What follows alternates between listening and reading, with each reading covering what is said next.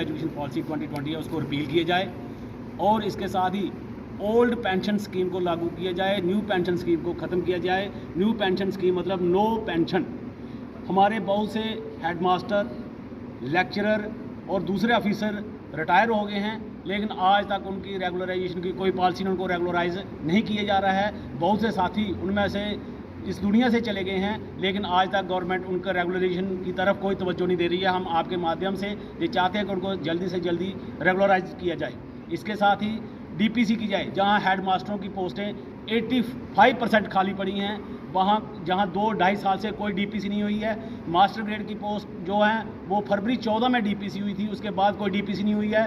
जहाँ 4th class जो हमारे एजुकेशन के अंदर काम कर रहे हैं वो 24-25 साल से 4th क्लास के 4th क्लास है, उनकी कोई डीपीसी नहीं हुई है।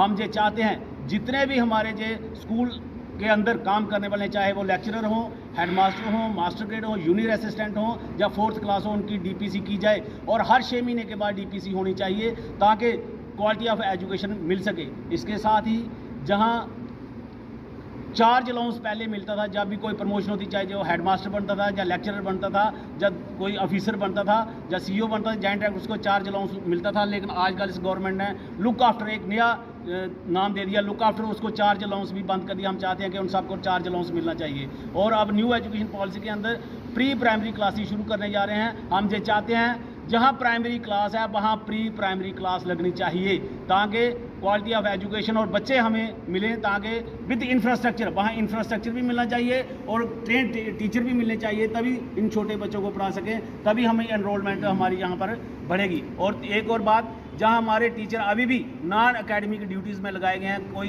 बोर्ड बना रहा है, कोई अभी भी लखनपुर में लगा है, हम ये चाहते हैं कि जो भी टीचर है उनको नॉन अकेडमिक ड्यूटी से डिवार करके सिर्फ पढ़ाने का काम कराया जाए ताकि बच्चों को अच्छी एजुकेशन मिल सके।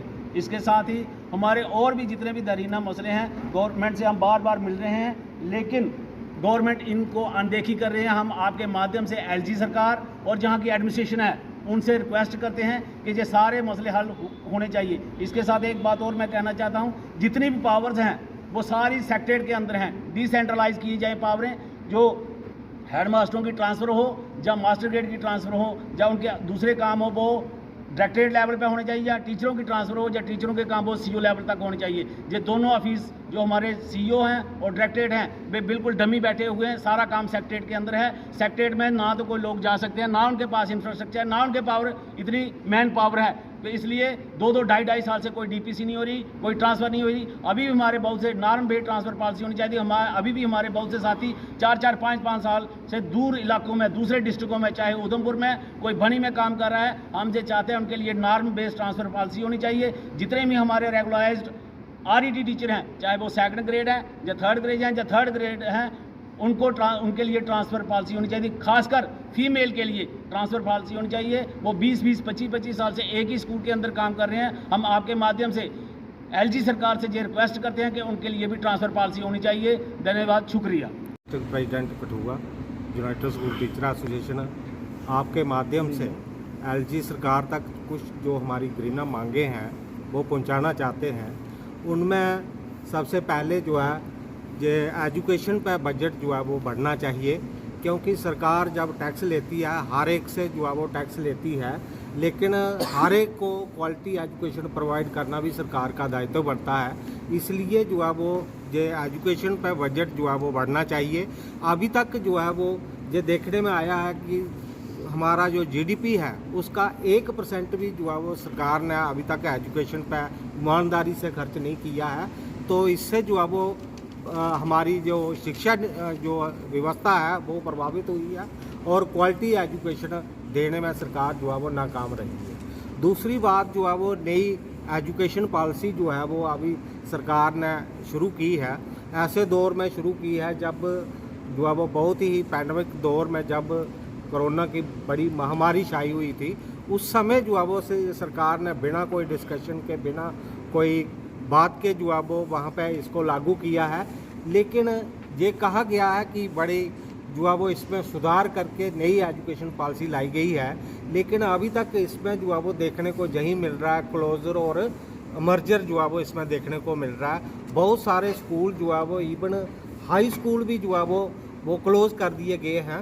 और जो है वो ये एक सीधी सीधी बात जो है वो देखने में आ रही है कि ये प्राइवेटाइज करने की सरकार की मंशा है, जो बड़े कारपोरेटरों को ये एजुकेशन जो है वो देने की सरकार की मंशा है, हमें ऐसा देखने को मिलता है। और दूसरी साइड जो है वो देखा जाए तो एक जो है वो ये एजुकेशन जो है देश की बैकबोन है। जो एजुकेशन अगर स्ट्रेंथन नहीं होगी तो देश मजबूत कभी नहीं हो सकता है। एक बार एक इलाहाबाद हाई कोर्ट ने एक बार वर्डिक्ट भी दी थी कि एजुकेशन जो है वो ये एक ऐसी चीज़ है जिसको ईमानदारी से सरकार को अपने पास रखना चाहिए। कोई एनजीओ, कोई प्राइवेट संस्था या कोई प्राइवेट एजेंसी को जो है वो इसे नहीं सौंपना चाहिए। सरकार को ईमानदारी से इसे अपने पास रखना चाहिए और क्वालिटी एजुकेशन जो है वो देश के नागरिकों को मिलनी चाहिए, बच्चों को मिलनी चाहिए, जो आने वाले समय में एक देश के जो है वो अच्छे सक्सेसफुल नागरिक जो है वो बन सके उससे। दूसरी साइड जो है वो अभी सरकार जो है वो ट्रांसफ़र ही नहीं कर रही है। कितनी देर से लोग जो है वो फार फ्लंग एरिया में काम कर रहे हैं, लेकिन उनको कोई ट्रांसफ़र वहाँ से हिलाता तक नहीं है। अगर जो है वो नॉर्म बेस्ड ट्रांसफ़र पॉलिसी बन जाए कि हर एक को 2 साल के लिए डिस्ट्रिक्ट से बाहर भी जाना पड़े, जहाँ दूर दराज इलाकों में भी काम करना पड़े, तो कोई प्रॉब्लम नहीं है। 2 साल के बाद या साल के बाद जो है वो उनको फिर से जो है वो उनके होम टाउन में या पास जो है वो लाने की कोई पॉलिसी हो तो हर एक कोई जो है वो दूर जाने को भी तैयार रहता है और वहाँ के लोगों को भी, वहाँ के बच्चों को भी जो है वो अच्छी शिक्षा जो है वो मिल सकती है।